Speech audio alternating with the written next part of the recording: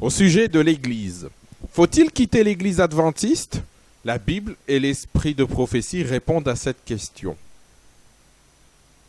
Maintenant que l'organisation adventiste a fait des alliances officielles avec le monde protestant, que faut-il faire pour les véritables serviteurs de Dieu?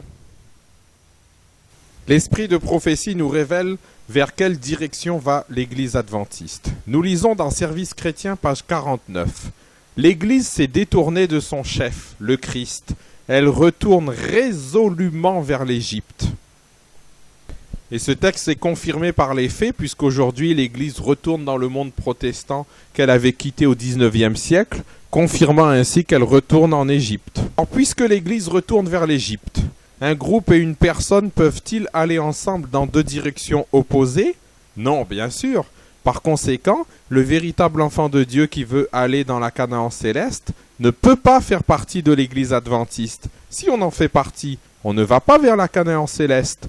Comme le salut est individuel, doit-on retourner avec l'Église vers l'Égypte ou continuer à avancer vers la Canaan céleste sans l'Église?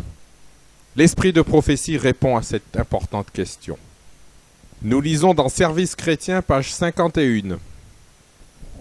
C'est une déclaration solennelle que je fais à l'Église.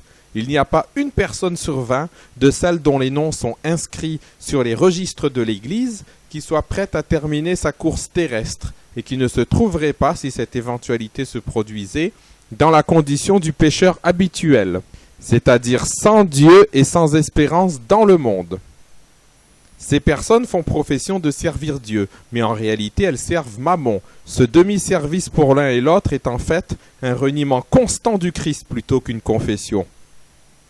Beaucoup sont entrés dans l'Église en conservant un esprit insoumis et frustre. Leur sens spirituel est perverti par leur corruption avilissante. Ils agissent selon le monde dans leur esprit, dans leur cœur, dans tous leurs desseins, traduisant ces tendances dans des actes licencieux et faisant preuve d'hypocrisie dans toutes les manifestations de leur profession de chrétiens. Ils vivent comme des pécheurs tout en se prétendant chrétiens.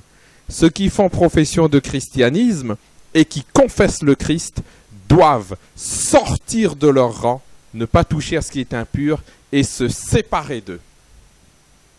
Donc ce texte est très clair. On voit bien que Ellen White s'adresse à l'Église. Et qu'est-ce qu'elle dit à la fin de ce paragraphe?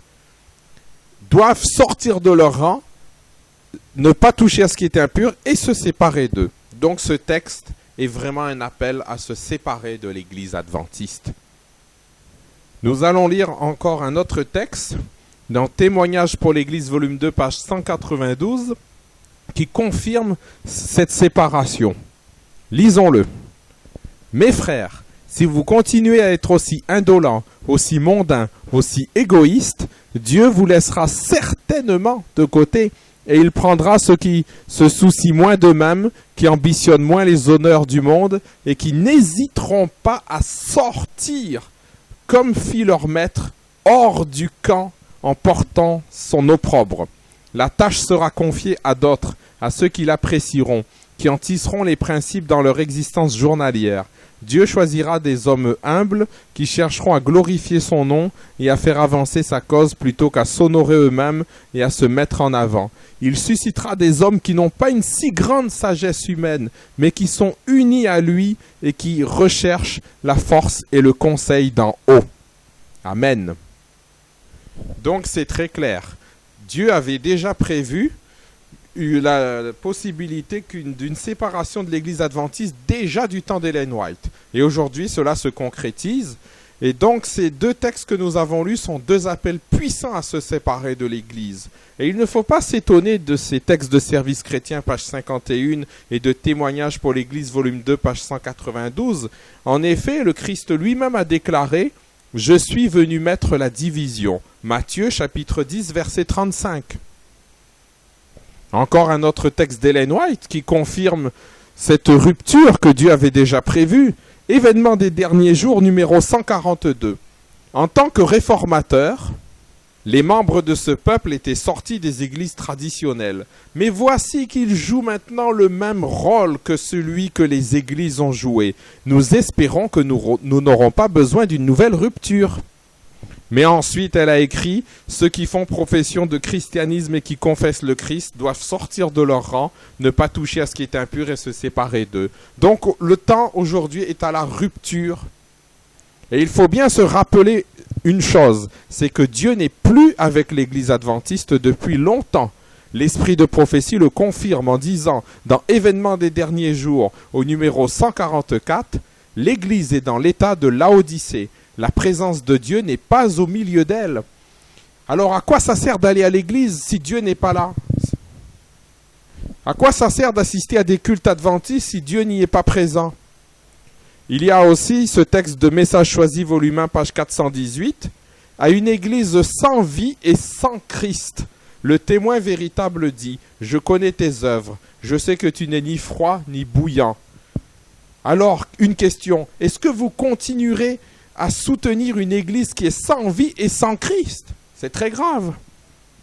Aujourd'hui, dans l'église adventiste, on ne prêche plus le véritable message adventiste, mais on prêche beaucoup d'œcuménisme. Or, le Seigneur a dit, dans Prophètes et Rois, à la page 33, « Ceux qui s'assemblent pour adorer le Seigneur doivent abandonner tout mauvais sentiment.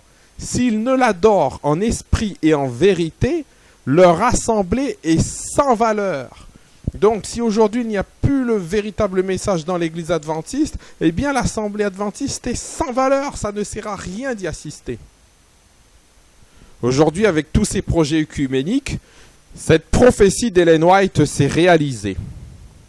Nous lisons dans Testimonios para los Ministros, à la page 366, « Satan travaille pour restreindre la liberté religieuse et pour introduire dans le monde religieux une sorte d'esclavage. Les organisations et les institutions, à moins qu'elles soient gardées par le pouvoir de Dieu, travailleront sous la dictée de Satan pour placer les hommes sous le gouvernement des hommes. La fraude et la tromperie auront la ressemblance du zèle pour la vérité et pour le progrès du royaume de Dieu. » Ellen White avait aussi prédit que l'adventisme changerait et dévierait. C'est ce que nous lisons dans Message choisi, volume 1, pages 238 et 239. Nous lisons. L'ennemi des âmes a cherché à introduire la supposition selon laquelle une grande réforme doit avoir lieu parmi les adventistes du 7e jour. Cette réforme devrait consister à renoncer aux doctrines qui constituent les piliers de notre foi et entreprendre un travail de réorganisation. Si une telle réforme avait lieu, qu'est-ce qui s'en suivrait? Les principes de vérité que Dieu dans sa sagesse a donnés à l'Église du reste seraient rejetés. Notre religion subirait un changement.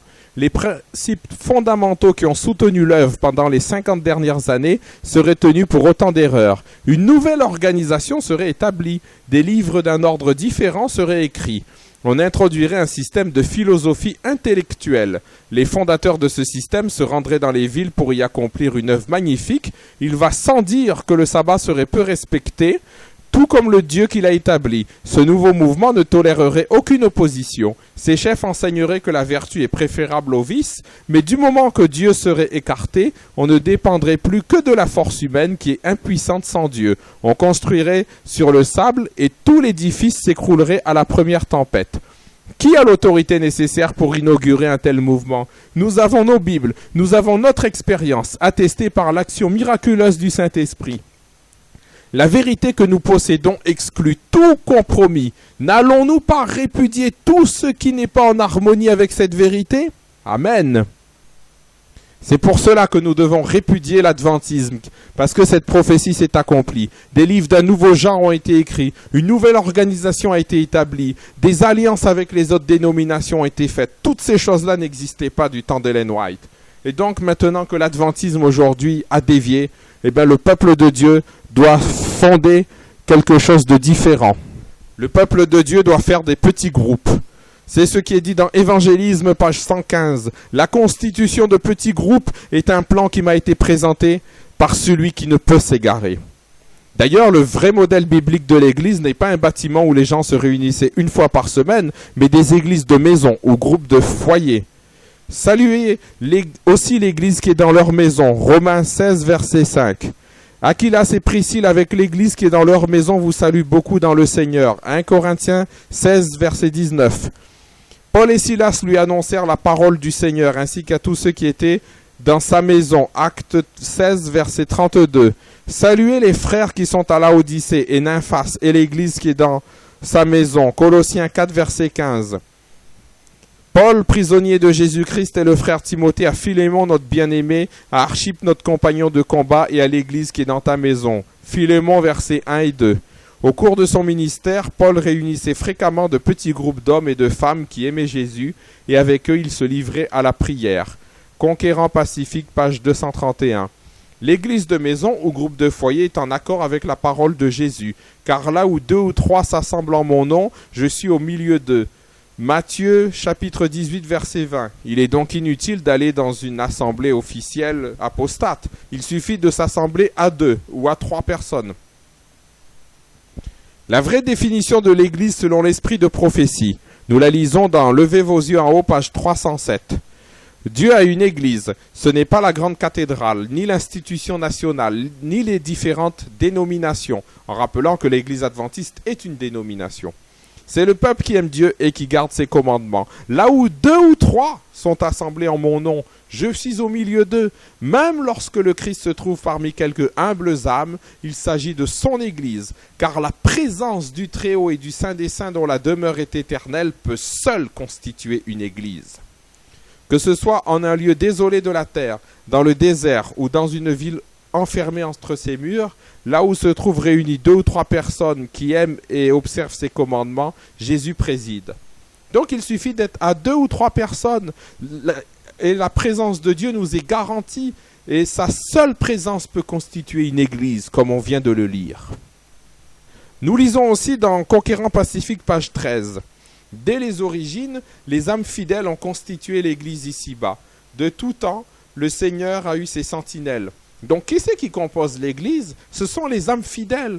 Donc, comme l'Église adventiste est pleine de membres qui ne font pas la volonté de Dieu, qui n'obéissent pas à tous les ordres divins écrits dans la Bible et l'esprit de prophétie, eh bien, l'Église adventiste ne constitue pas l'Église divine ici-bas. Ce sont les âmes fidèles à Dieu qui la constituent. Et voilà encore une autre définition de l'Église selon l'esprit de prophétie toujours.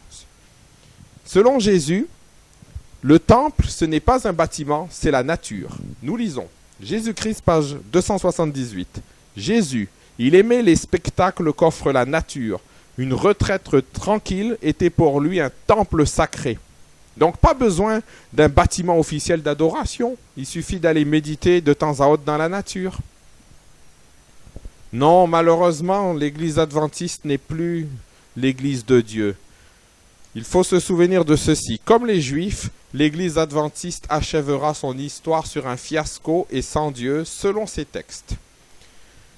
L'histoire de l'ancien Israël est une image frappante de celle des adventistes. Tragédie des siècles, page 496. Voici, votre maison vous sera laissée déserte. Matthieu, chapitre 23, verset 38. L'Église a échoué, tristement échoué, et n'a pas répondu à l'appel de son Rédempteur. Événement des derniers jours, numéro 183. En 1904, Ellen White écrivit ce message impressionnant. Dans Témoignages pour l'Église, volume 3, pages 302 et 303. Le Maître Céleste demanda: quelle tromperie plus grave peut conduire dans l'erreur si ce n'est la prétention de bâtir sur de bons fondements et de croire que le Seigneur accepte ses travaux alors que l'on fait beaucoup de choses selon les idées du monde et que l'on pêche contre Jéhovah.